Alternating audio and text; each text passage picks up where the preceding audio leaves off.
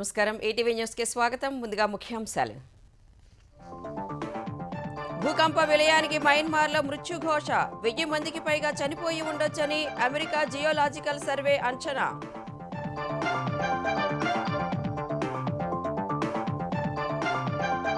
Myanmar థాయిలాండ్లో ముమ్మరంగా సహాయ చర్యలు విదేశీ సాయం కోరిన దేశాధినేతలు నేపిడాకు 15 టన్నుల సామాగ్రి పంపిన భారత్ క్వాంటమ్ వ్యాలీగా అమరావతిని తీర్చిదిద్దేలా ఏపీ సర్కార్ ప్రణాళికలు దేశానికే తలమానికంగా టవర్ నిర్మిస్తామని చంద్రబాబు ప్రకటన ఎట్టకేలకు కొలిక్కి వచ్చిన ఓబులాపురం మైనింగ్ కేసు తీర్పును మే 6కు వాయిదా వేసిన సిబిఐ కోర్టు 13 ఏళ్ల పాటు సాగిన విచారణ ఫోన్ అక్రమ ట్యాపింగ్ కేసులో శ్రవణ్ రావుకు సిట్ నోటీసులు సుప్రీంకోర్టు ఆదేశాల నేపథ్యంలో ఇవాళ విచారణకు రావాలని సూచన జస్టిస్ వర్మ బదిలీని ఖరారు చేసిన కేంద్రం అలహాబాద్ హైకోర్టుకు పంపుతూ నోటిఫికేషన్ ఎలాంటి పని అప్పగించొద్దన్న సుప్రీం 156 ప్రచండ హెలికాప్టర్లు కొనేందుకు సిద్ధమైన కేంద్రం హెచ్ఏఎల్తో రక్షణ శాఖ ఒప్పందం సైన్యం మరింత బలోపేతమవుతుందన్న రాజ్నాథ్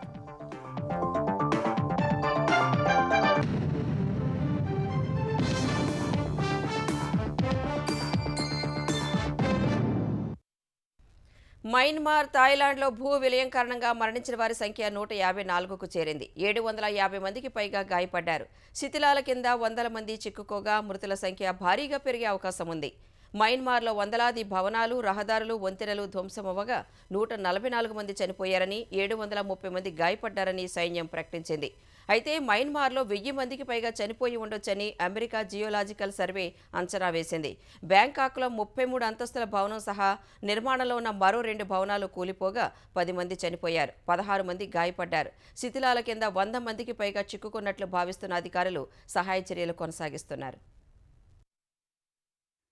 2 భారీ భూకంపాలు మయన్మార్ థాయిలాండ్లో పెనువిధ్వంసం సృష్టించాయి శుక్రవారం ఉదయం 11 గంటల 50 నిమిషాలకు 7.7 తీవ్రతతో సంభవించిన తొలి భూకంప కేంద్రం మయన్మార్లోని సాగాయింగ్ పట్టణానికి 12 కిలోమీటర్ల దూరంలో ఉంది మధ్యాహ్నం 12 గంటల 2 నిమిషాలకు 6.4 తీవ్రతతో వచ్చిన రెండో భూకంప కేంద్రం కయక్స్ పట్టణానికి 20 కిలోమీటర్ల దూరంలో ఉంది భూ ఉపరితలానికి 10 కిలోమీటర్ల లోతులోనే ప్రకంపన కేంద్రాలు ఉండడంతో నష్ట తీవ్రత అధికంగా ఉందని అమెరికాకు చెందిన జియోలాజికల్ సర్వే వెల్లడించింది 12 నిమిషాల వ్యవధిలో వచ్చిన భారీ ప్రకంపనల ధాటికి మయన్మార్లోని పలు భవనాలు ప్రార్థనాలయాలు సాధువుల మఠాలు కుప్పకూలాయి ప్రాణనష్టం అత్యధికంగా మయన్మార్లోని మాండలే నగరం దాని పరిసర ప్రాంతాల్లో జరిగింది పలు భవనాలు ఆలయాలు గోపురాలు 90 ఏళ్ల నాటి వంతెన ఒక డ్యాము కూలిపోయాయి మయన్మార్ రాజధాని నేపిడాలో ఇటీవలే నిర్మించిన 1000 పడకల ఆసుపత్రి ధ్వంసమైంది పలు రహదారులు బీటలు వారాయి అంతర్యుద్ధం కారణంగా మయన్మార్లో వివిధ ప్రాంతాల నుంచి ఇంకా సమాచారం అందాల్సి ఉన్నందున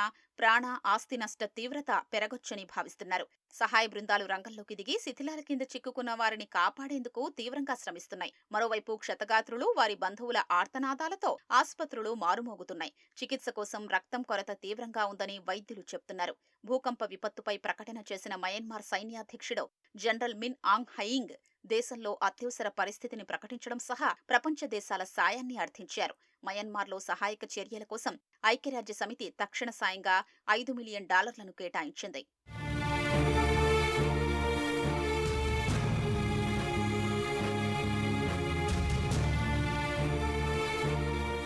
థాయిలాండ్ రాజధాని బ్యాంకాక్లో భూకంప తీవ్రత 7.7గా నమోదు కాగా ప్రకంపనల ధాటికి నిర్మాణంలో ఉన్న 33 అంతస్తుల భవనం పేకమేడలా కూలిపోయింది విపత్తు సమయంలో 320 మంది అక్కడ పనిచేస్తున్నట్లు తెలుస్తోంది మరో భారీ భవనం పై అంతస్తులో ఉన్న ఈత కొలనులోని నీరు కిందకు పడిన దృశ్యాలు సామాజిక మాధ్యమాల ద్వారా వైరల్ అయ్యాయి మరోచోట భారీ భవనం కుప్పకూలగా సహాయక బృందాలు రంగంలోకి దిగి రక్షణ చర్యలు చేపట్టాయి సైరన్ల మోతతో బహుళ అంతస్తుల భవనాల్ని వీడి ప్రజలు ప్రాణభయంతో రోడ్లపైకి పరుగులు తీసిన దృశ్యాలు కనిపించాయి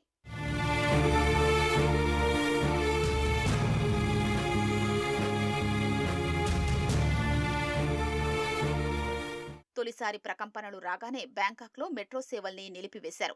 రెండోసారి ప్రకంపనలకు ఏకంగా మెట్రో రైళ్లు కూడా ఊగిపోయాయి. థాయిలాండ్లో చాలా భవనాలకు పగుళ్లు ఏర్పడగా ఉద్యోగులు, ప్రజలు వాటిల్లోకి వెళ్లేందుకు భయపడుతున్నారు. తాజా పరిస్థితుల నేపథ్యంలో థాయిలాండ్లో ప్రధాని షినవత్రా అత్యవసర పరిస్థితిని ప్రకటించారు.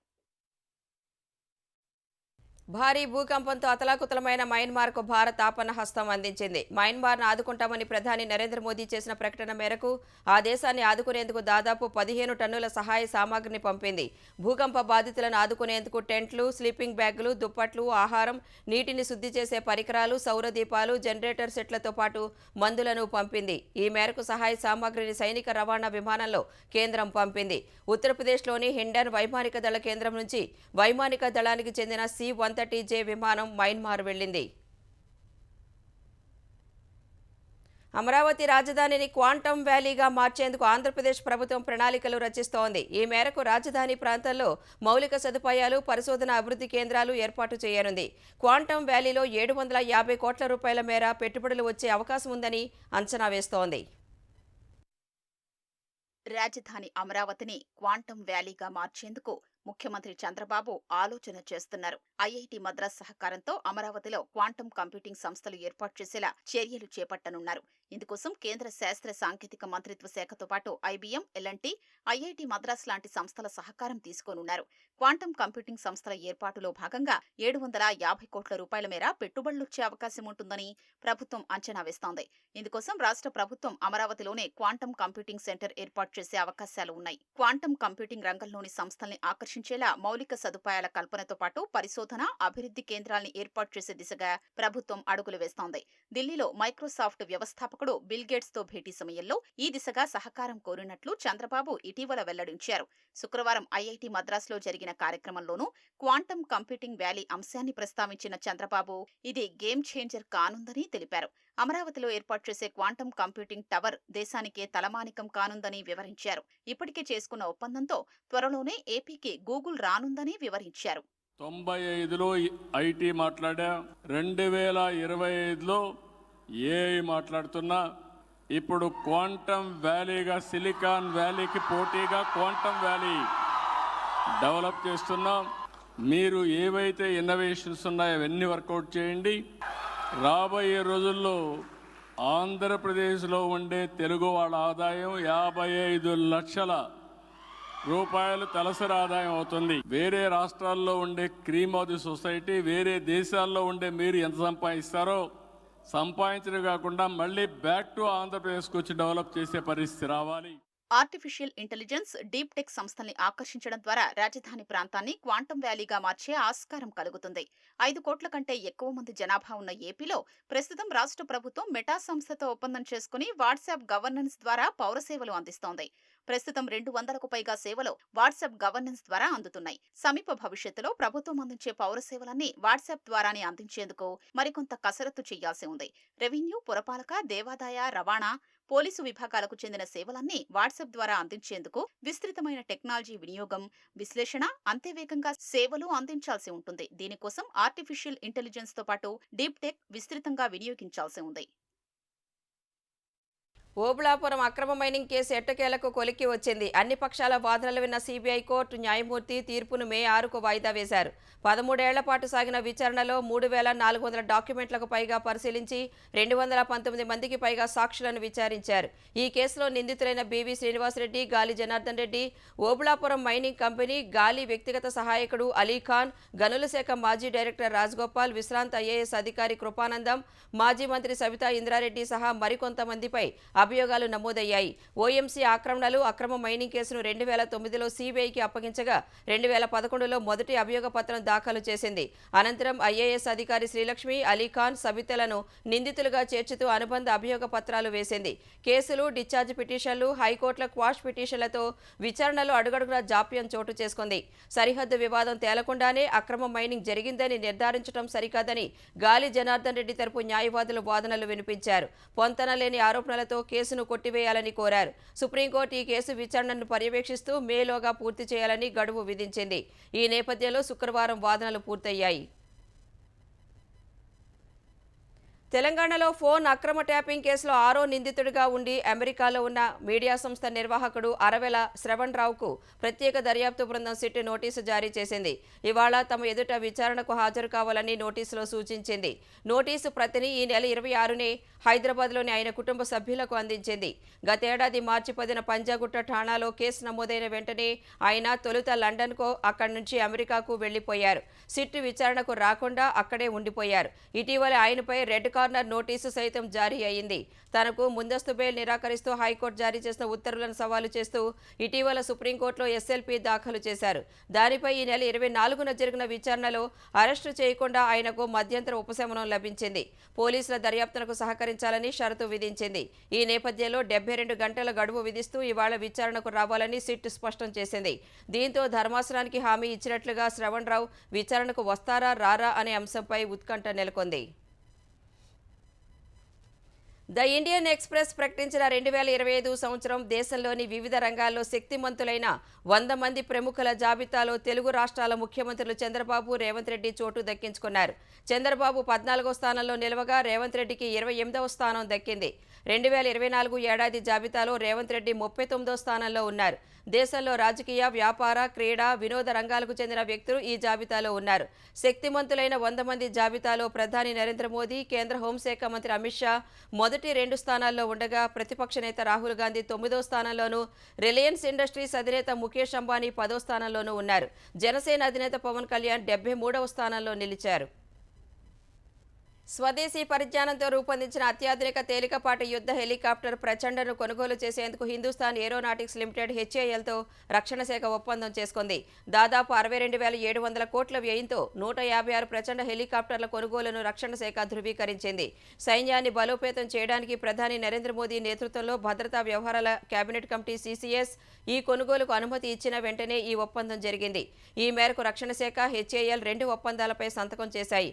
హెచ్ఏఎల్తో ప్రచండ హెలికాప్టర్లను కొనుగోలు చేయాలనే ప్రతిపాదనకు సిఎస్ఎస్ ఆమోదించిందని రక్షణ శాఖ మంత్రి రాజ్నాథ్ సింగ్ ఎక్స్ వేదికగా వెల్లడించారు. ఈ నిర్ణయం దేశ పోరాట సామర్థ్యాలకు, రక్షణ రంగంలో స్వావలంబనకు ప్రోత్సాహాన్ని ఇస్తుందని పేర్కొన్నారు. ఎత్తైన పర్వత ప్రాంతాలతో పాటు రాత్రి వేళల్లోనూ శత్రు లక్ష్యాలను సాధించే సామర్థ్యం ఉన్న ప్రచండ్ చాలా శక్తివంతమైందని రాజ్నాథ్ పేర్కొన్నారు. జాతీయ ఆరోగ్య మిషన్ ఇతర పథకాల కింద ఆంధ్రప్రదేశ్కు అదనంగా 259 కోట్లు కేటాయించాలని కేంద్రాన్ని వైద్య ఆరోగ్య శాఖ మంత్రి సత్యకుమార్ యాదవ్ కోరారు. ఈ మేరకు ఢిల్లీలో కేంద్ర ఆర్థిక మంత్రి నిర్మలా సీతారామన్తో సమావేశమైన మంత్రి ఈ ఆర్థిక సంవత్సరం ముగిసేలోపు వివిధ పథకాల కింద చేసే అదనపు కేటాయింపుల్లో ఈ నిధులు కేటాయించాలని కోరారు.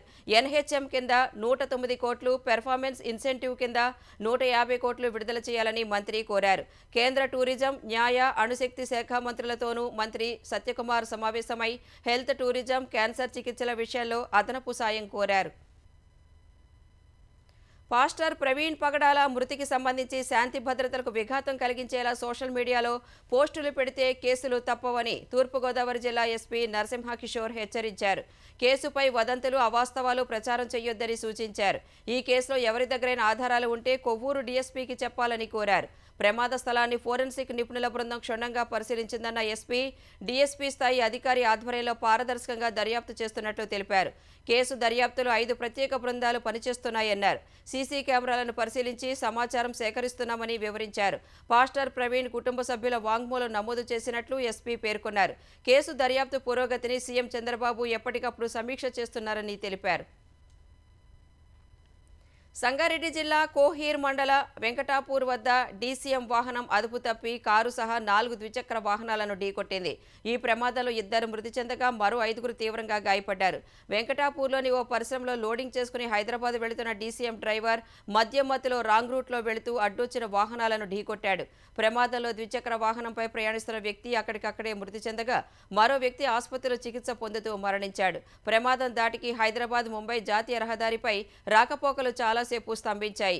ఘటనా స్థలికి చేరుకున్న పోలీసులు రాకపోకలను పునరుద్ధరించారు. క్షతగాతులను జహీరాబాద్ ఏరియా ఆసుపత్రిలో ప్రాథమిక చికిత్స అందించిన అనంతరం మెరుగైన వైద్యం కోసం హైదరాబాద్ తరలించారు. హైదరాబాద్ మధురానగర్ పోలీస్ స్టేషన్ పరిధిలోని అమీర్పేట రోడ్డులో ఓ కారు బీభత్సం సృష్టించింది. అతి వేగంగా దూసుకువెళుతూ ద్విచక్ర వాహనాన్ని ఢీకొట్టింది. వెంటనే అప్రమత్తమైన స్థానికులు కారును వెంబడించి అమీర్పేట బజాజ్ షోరూం సమీపంలో పట్టుకున్నారు. ప్రమాద సమయంలో కారులోని ఇద్దరు వ్యక్తులు మద్యం మత్తులో ఉన్నట్లు గుర్తించారు. గాయపడిన వారిని సమీపంలోని ప్రైవేట్ ఆసుపత్రికి తరలించారు. పోలీసులు ఇద్దరు వ్యక్తులను అదుపులోకి తీసుకుని విచారిస్తున్నారు.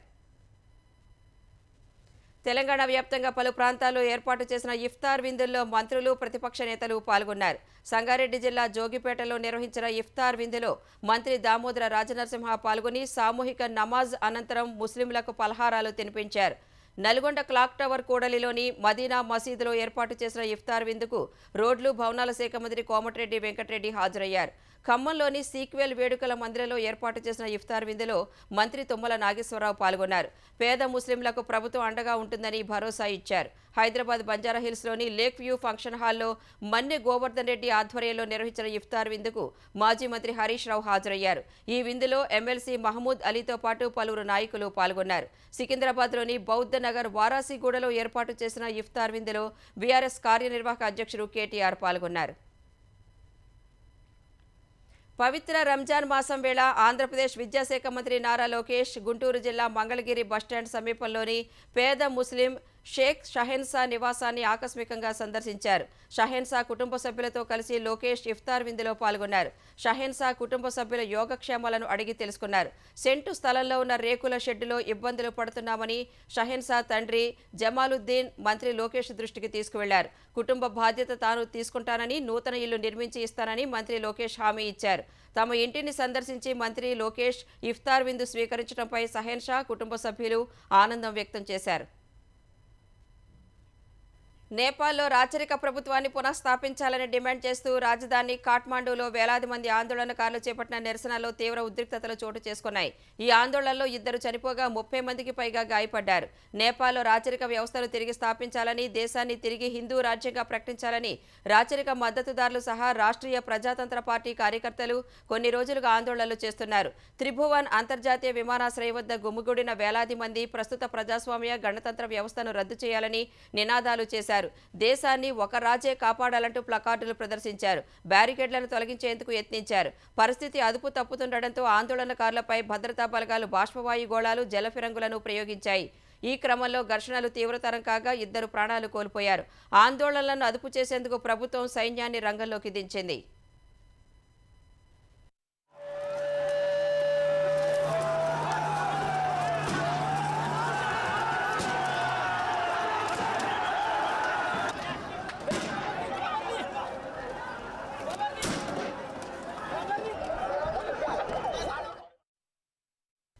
భారత విదేశాంగ విధానం గతంలో కంటే ఎంతో మారిందని ప్రధాని నరేంద్ర మోదీ అన్నారు.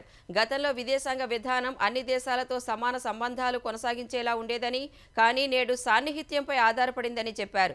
జాతీయ మీడియా నిర్వహించిన సమ్మిట్లో పాల్గొన్న ప్రధాని నేడు భారత్ ప్రయత్నాలు, ఆవిష్కరణలకు గతంలో ఎన్నడూ లేనంతగా ప్రపంచం ప్రాముఖ్యమిస్తోందని తెలిపారు. నేడు భారత్ కేవలం కలలు కనే దేశం కాదని, లక్ష్యాలను సాధించే దేశంగా ఎదిగిందని వ్యాఖ్యానించారు. ఇవాళ ప్రపంచ దృష్టి భారత్పై ఉందని, ప్రపంచవ్యాప్తంగా ఉన్న ప్రజలు భారత్ అంటే ఆసక్తిగా ఉన్నారని మోదీ తెలిపారు. స్వాతంత్ర్యం వచ్చిన తరువాత 70 ఏళ్లలో ప్రపంచంలో 11వ అతిపెద్ద ఆర్థిక వ్యవస్థగా ఉన్న భారత్ తరువాత 7-8 ఏళ్లలో 5వ స్థానానికి చేరుకుందని చెప్పారు. IMF నివేదిక ప్రకారం గత 10 ఏళ్లలో జీడీపీని రెట్టింపు చేసిన ఏకైక ఆర్థిక వ్యవస్థ భారతేనని మోదీ వెల్లడించారు. అధికారిక నివాసంలో భారీ స్థాయిలో నోట్ల కట్టలు లభ్యం కావడంతో పెను వివాదంలో చిక్కుకున్న ఢిల్లీ హైకోర్టు న్యాయమూర్తి జస్టిస్ యశ్వంత్ వర్మను అలహాబాద్ హైకోర్టుకు బదిలీ చేస్తూ కేంద్ర న్యాయశాఖ నోటిఫికేషన్ జారీ చేసింది. అలహాబాద్ హైకోర్టు నుంచి వచ్చిన జస్టిస్ యశ్వంత్ వర్మను అక్కడికే పంపాలని సుప్రీంకోర్టు కొలీజియం ఈ నెల 24న సిఫార్సు చేసింది. జస్టిస్ వర్మ బాధ్యతలు స్వీకరించినా ఆయనకు ఎలాంటి పని అప్పగించవద్దని అలహాబాద్ హైకోర్టు ప్రధాన న్యాయమూర్తిని కోరినట్లు సుప్రీంకోర్టు ఓ ప్రకటనలో స్పష్టం చేసింది. అంతకుముందు ఢిల్లీ హైకోర్టులను ఏ పని ఇవ్వకుండా నిలువరించారు. ఏటీఎం ఛార్జీలు పెంచుకునేందుకు reserve bank of India RBI బ్యాంకులకు అనుమతించింది. నెలవారీ ఉచిత పరిమితి దాటిన తర్వాత ఒక్కో లావాదేవీపై 23 రూపాయల చొప్పున వసూలు చేసుకునేందుకు బ్యాంకులకు RBI అనుమతించింది. మే 1 నుంచి పెరిగిన ఛార్జీలు అమల్లోకి రానున్నాయి. సాధారణంగా వినియోగదారులు ఒక నెలలో సొంత బ్యాంక్ ఏటీఎం నుంచి 5 లావాదేవీలు ఉచితంగా పొందవచ్చు. అదే వేరే బ్యాంక్ ఏటీఎం నుంచి అయితే మెట్రో నగరాల్లో 5, ఇతర ప్రాంతాల్లో 3 లావాదేవీలకు అనుమతిస్తారు. ఈ పరిమితి దాటితే లావాదేవీ రుసుము చెల్లించాల్సి ఉంటుంది. ప్రస్తుతం ఒక్కో లావాదేవీకి 21 రూపాయల చొప్పున ఖాతాదారుల నుంచి బ్యాంకులు ఛార్జీలు వసూలు చేస్తున్నాయి. ఇప్పుడు ఆ మొత్తం 23కి పెరగనుంది. ఆన్లైన్ వ్యాలెట్లు, యూపీఐ లావాదేవీలు పెరగడంతో ఏటీఎంల నుంచి నగదు ఉపసంహరణ గణనీయంగా తగ్గింది. ఆర్బీఐ తాజా పెంపుతో ఇప్పటికీ నగదు లావాదేవీలపై ఆధారపడే వినియోగదారులపై భారం పడే అవకాశం ఉంది. ఇది వారిని డిజిటల్ చెల్లింపుల వైపు నడిపించే అవకాశం ఉంది. ఐపీఎల్ 18వ సీజన్లో రాయల్ ఛాలెంజర్స్ బెంగళూరు జట్టు వరుసగా రెండో విజయం నమోదు చేసింది. రాత్రి చెన్నై సూపర్ కింగ్స్తో జరిగిన మ్యాచ్లో 50 పరుగుల తేడాతో గెలుపొందింది. తద్వారా చెన్నైలోని చపాక్ మైదానంలో 17 ఏళ్ల తర్వాత సీఎస్కేపై ఆర్సీబీ విజయం సాధించింది. ఈ మ్యాచ్లో మొదట బ్యాటింగ్ చేసిన ఆర్సీబీ 20 ఓవర్లలో 7 వికెట్ల నష్టానికి 196 పరుగులు చేసింది. బెంగళూరు జట్టు సారథి రజిత్ పటిదార్ అర్ధశతకంతో రాణించాడు. చెన్నై బౌలర్లలో నూర్ అహ్మద్ 3 వికెట్లు పడగొట్టాడు. అనంతరం 197 పరుగుల లక్ష్యంతో బరిలోకి దిగిన సీఎస్కే 20 ఓవర్లలో 8 వికెట్ల నష్టానికి 146 పరుగులు మాత్రమే చేయగలిగింది. ఓపెనర్ రచిన్ రవీంద్ర 41, చివరిలో ధోని 30 పరుగులు మినహా మిగతా బ్యాటర్లెవరూ చెప్పుకోదగిన పరుగులు చేయలేకపోయారు. బెంగళూరు బౌలర్లలో హ్యాజిల్వుడ్ 3 వికెట్లతో సత్తా చాటాడు. Patidar player of the match అందుకున్నాడు.